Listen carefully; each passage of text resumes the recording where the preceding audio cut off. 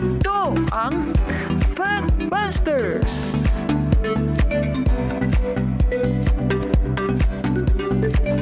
Sa puntong ito ng ating programa, kung hindi ka pa nakasubscribe, pakiclick po ng subscribe button at ang notification bell para updated po tayo sa ating mga susunod na videos.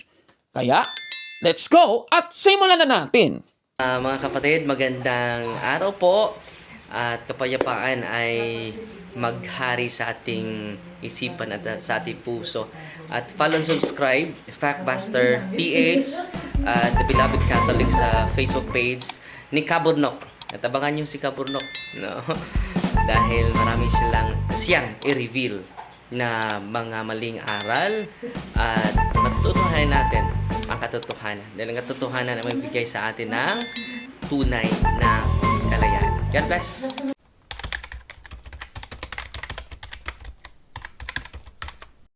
Magandang araw po sa inyong lahat. Ako po si Daisy Alcala at nandito po ako para i-share sa inyo ang conversion story ko. Parang prodigal son lang po. Konting background po, I was born Catholic. My family on my mother's side are all Catholic. Ako lang po yung nagpa-convert or pumunta sa ibang relihiyon dahil matigas po ang ulo ko. So wala po sa family ko na nagpa-convert sa ibang relihiyon.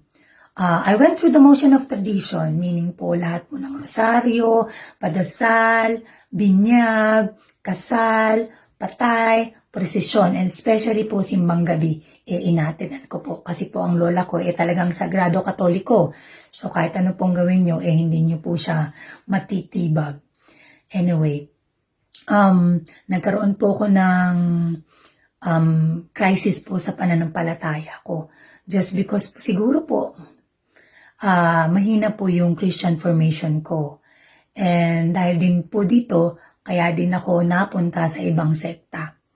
So, nung bata pa po ako, nagkaroon din po ako ng influence sa ibang relihiyon, like born again, dahil po ang auntie ko ay born again. So, from primary hanggang college po, ay nagbabakasyon po ako sa tita ko. So, sa panahon po na iyon, nakaka-attend po ako ng church gatherings nila. So, nagkaroon po ako ng influence. Kaya nung may time po na doon na po ako uma-attend ng Christian gathering nila. Hindi na po ako uma-attend ng Catholic Mass. So, yun po. Hanggang sa dumating din po yung panahon na after a while, hindi na po ako uma-attend ng kahit ano. Naging atheist na din po ako, hindi na po ako naniniwala sa Diyos. But then again, nung papunta na po ako ng Canada, nagkaroon po ako ng span of time, almost 2 months na wala po akong ginagawa kasi waiting na po ako. So, ang dami kong panahon para mag-isip. Yun po yung time na nag-start ako magbasa ulit ng Bible, from Genesis to Revelation. Hindi ko naman naintindihan. So, yun po. Pero nagkaroon po ako ng parang encouragement na parang I need to find myself. No, I need to find my faith again. So, nung time na nun, one time, pumunta po ako sa mama ko, binisita ko po siya. Nagkataon naman po na binuksan ko yung TV. Pagkabukas ko po, nakita ko si Brother Eli. So, yung program niya po na itanong mo si Soriano.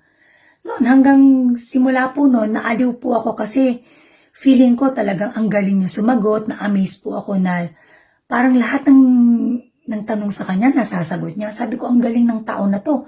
Kabisado niya yung Biblia. So, that time, sinabi ko sa sarili ko na hanapin ko to, ano ba tong doktrina na to, gusto kong umaten. But then again, bigla na po akong napunta sa Canada at medyo nakalimutan ko na yung ADD, yung doktrina. Nung napunta po na po ako sa Canada, I started going to Mass again kasi ang mga friends ko po Catholic. So every Sunday, nagsisimba kami. Yun po. Pero after a while, kailangan ko po lumipat ng bahay. So yung nalipatan ko po ng bahay, nagkataon po yung parents niya, taga-ADD. That time din po, siya yung ma-attend ng doktrina. sa makatuwid po, umattend po ako ng doktrina, nagpabautismo hanggang umanib na po sa kanila. Nung time na nun, wala naman po akong problema kasi single po ako. At nakilala ko naman yung asawa ko na Catholic. So, noong una wala kami problema kasi hindi pa naman po kami kasal. Pero nung kinasal na kami at nagsama na po kami, nag-start na po yung dilema namin, yung problema namin sa buhay. Dahil syempre iba po yung paniniwala namin pareho. So, nagka-clash po kami. Hanggang sa dumating na po yung time na yung asawa ko hindi na po pumapasok sa work. Umaattend po siya ng apologetic parang studies po nila para lang masagot lahat ng tanong ko na itinatapon ko sa kanya. Kasi nung time na nun, hindi niya naman masagot eh. Pero dahil na nag-aral siya, unti-unti natututo po yung asawa ko. Knowing na Catholic po siya, kailangan niya mag-aral ng katekismo ng Katoliko. So, yun po. So, nung time na nun, habang nag-aaral po siya, syempre dahil nagkakaroon po kami ng problema, siguro naisip na din ng asawa ko na gawa ng paraan. No? In-invite ko siya one time sa pasalamat namin. Pumunta naman siya, which is happy po ako kasi feeling ko, sumama yung asawa ko. But then again, yun pala, way niya lang yun na para mapatunayan sa sarili niya na mali yung aral sa amin. Pagkatapos po nun, so kinausap din naman po ako ng asawa ko na bakit hindi daw magpapunta ng manggagawa sa amin, then magpapunta rin ng apologist. So, para malaman, magkaroon po ng friendly debate. So, sabi ko sa sarili ko, sige, para okay, pumayag po ako. So, yun po yung first time na na-meet ko si Brother Dwayne. So, but that time, para sa akin po, para mapagbigyan ko lang ang asawa ko, baka sabihin niya, hindi ko ginagawa ng paraan yung marriage namin. So, that time po, wala lang sa akin. Kumbaga, hindi ko nga po matandaan na kung ano po yung pinag-usapan nila. So, anyway, after nun, pero naisip ko po, actually, yun parang may nagbukas sa isip ko na parang may nagbulong po sa akin, bakit hindi mo ulit pag-aralan? Or pag-aralan mo mabuti yung turo sa inyo sa ADD. So bigla ko pong naisip. Sabi ko, oo nga, meron akong mga CD. May CD po kasi ako ng 100 question about dun sa mga questions ni Brother Eli. May compilation po ako. So inisip ko, sabi ko, nagpray ako na, Lord, kung totoo nga po ba tong reliyon na kung saan ako ngayon naroon, sabi ko, bigyan mo ako ng sign, kung hindi naman kahit isang sign lang po, bigyan mo ako. So, pinag-aralan ko ulit yon. Binalikan ko po yung compilation ng 100 question. At marami po akong napatunayan doon. So, pinag-aralan ko ulit. No? Pinag-aralan ko ulit. Ito yun. Sabi ko, it's a sign. So, starting nung araw na yun po, binigyan ko ng sarili ko na maging open sa Catholic ulit. And, yun, nung panahon na yun, mahirap po kasi syempre ako, nakadikit pa rin ako sa ADD. At the same time, gusto ko pong buksan ulit yung sarili ko sa Catholic. Yun po. Dahil din po doon, so I stopped attending sa dalo namin sa ADD. And then, from time to time, chinecheck ako ng mga manggagawa sa bahay, pero hindi ko na po sila, kumbaga hindi ko na po sila hinaharap. Yung asawa ko na po yata yung humaharap nun. So, yun po. Bakit natin kailangan pag-aralan yung Catholic faith? So, based on my experience po, hindi sapat yung pagpunta lang natin ng Mass. So, kasi hindi naman lahat nandoon. Like, yung mga tanong ng rosaryo, diba? Bakit tayo nagro-rosaryo? Maraming mga tanong. Sa akin na lang, nung bata ako tinanong ko yung lola ko, ano ba yung kordero ng Diyos? Sabi niya, basta hindi ko alam, basta maniwala ka na lang kung ano yung kordero ng Diyos. So, sa akin, Okay. Kasi lagi natin kinakantayin sa mas pero hindi mo alam kung anong tanong.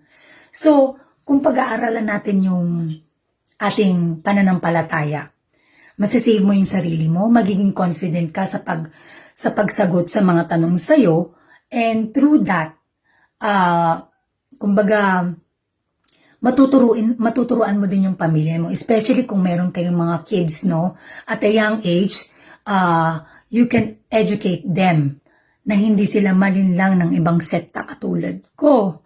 So, yun po, no? Mahalaga po yan kung ayaw nyo pong maligaw yung mga anak nyo. And through you po, no, na alam yung confident kayo na marami kayong alam sa pananampalataya natin, kapwa Katoliko na rin po natin, no, na pwede natin silang mahatak pabalik. Dahil yung mga yan din, mahina din sila. Kumbaga wala din silang alam. Pag bigla nilang natanong ka sa isang question na bumabagabag sa sarili niya, at ikaw nagkataon na nandoon na matanungan niya at naisagot mo, so magkakaroon ulit ng panunumbalik sa pananampalataya yung mga kapwa nating Katoliko. So, it will give them strength, especially your family. You can educate them. So, yun po, para sa akin, talagang kailangan nating pag-aralan yung pananampalataya natin. And we can be free. Yun lang po.